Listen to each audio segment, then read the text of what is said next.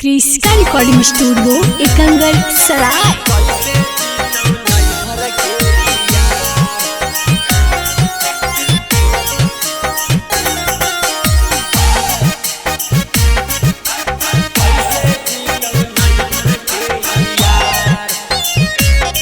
Presented by Kriska films. दिलावा के दर्द नहीं बुझानी बेदारा दे करा हानि दोसारा से प्यार।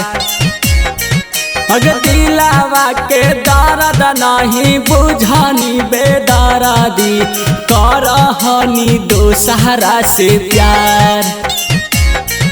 अगर जाई में ससुरवा भतरा पूछतौगे छौरी के गो से करहानी प्यार।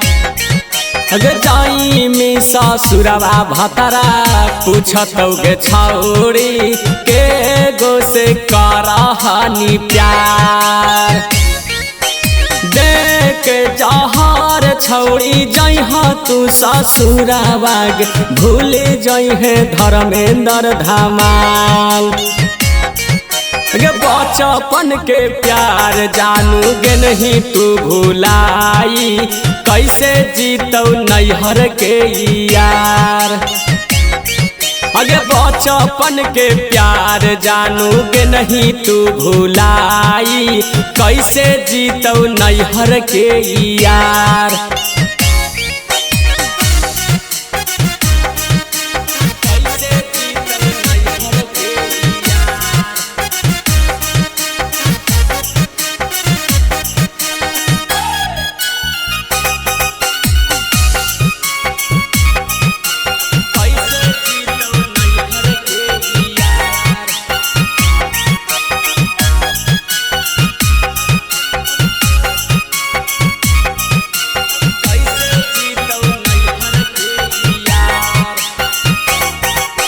यारवा रो तोरे लगी रातो यौ दिनामा कहाँ छोड़ी चलल जाही। यारवा रो तोरे लगी रातो यौ दिनामा कहाँ छोड़ी चलल जाही। अगर जाई में ससुरवा भतरा पूछतौगे छौरी के गो से करहानी प्यार।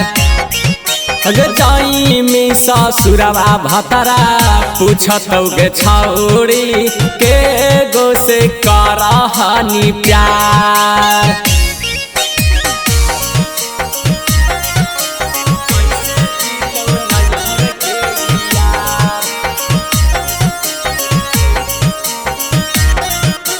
क्रिस्का रिकॉर्डिंग स्टूडियो एकंगल सराय।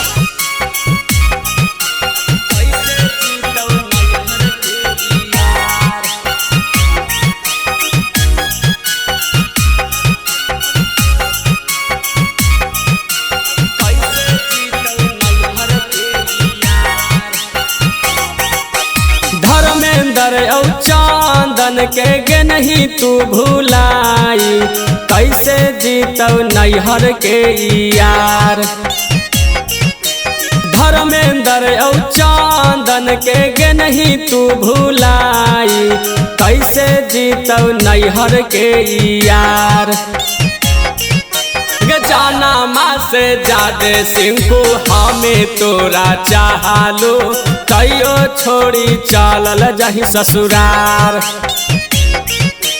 जाना माँ से जादे सिंकू हमें तोरा चाहलू तैयो छोड़ी चलल जही ससुरार। जाना माँ से जादे रूपा हमें तोरा चाहलू तैयो गेनी हमारा भुलाए।